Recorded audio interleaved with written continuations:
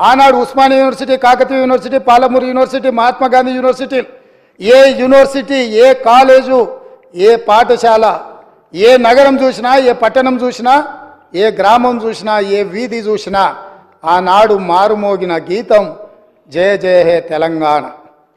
ఈ గానం అందశ్రీ అనే ఒక కవి తెలంగాణ ప్రజలకు అందించి గుండెల నిండా ఊపిరి పీల్చుకొని లక్షలాది మంది తెలంగాణ ఉద్యమకారులు, నిరుద్యోగ యువకులు, విద్యార్థులు తెలంగాణ ఉద్యమంలో ముందు భాగాన నిలబడి పోరాటం చేసి ఆనాటి పాలకుల యొక్క దాష్టికానికి నేల కొరిగినా కూడా జయ జయ హే తెలంగాణ నినాదంతో ఈ తెలంగాణ రాష్ట్రాన్ని సాధించినరు. ఈ రాష్ట్రాన్ని సాధించిన జయ జయ హే తెలంగాణ గీతం ఈ తెలంగాణ రాష్ట్రీయ గీతంగా మారుతుంది అని చెప్పి 4 కోట్ల తెలంగాణ ప్రజలు భావించిండ్రు, ఆశించిండ్రు, ఆకాంక్షించిండ్రు.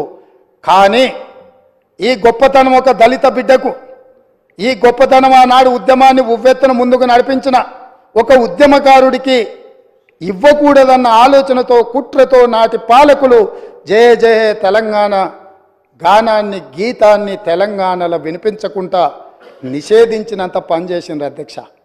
అందుకే ఈరోజు ఆ ఉద్యమ స్ఫూర్తితో ఉద్యమాలను గౌరవించే పార్టీగా, ప్రజల పోరాటాలను గుర్తించి, ప్రజల యొక్క ఆకాంక్షలను మన్నించి, ప్రజల యొక్క ఆలోచనలకే అనుకూలంగా పరిపాలన అందించిన పార్టీగా జయ జయ తెలంగాణ గీతాన్ని రాష్ట్రీయ గీతంగా ఆమోదించినాం.